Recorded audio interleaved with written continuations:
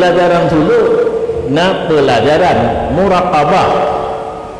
Lalu orang kata bab pelajaran muraqabah salah pengertian, dia fikir gaknya kata buat tingkat muraqabah, kamakam muraqabah. Muraqabahnya musiat hanya tingkat kholain sudah 100% harus tingkat kepada Allah ngati. So sanggup itu hana malai-malai lu pegahan sanggup. Yang paling payah dalam suluk adalah muraqabah.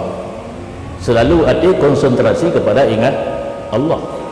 Nyok baik salah luar tu, baik nuwah itu karena pegah habu kahang dewi dulu kamu ni, hanam dah lu. Jak laju. Tetapi baik terpedaya drone dengan suluknya berarti drone ke tingkat tinggi. Kabel bisa salim ke hurung mata merompok, kabel salim, kabel manjarau.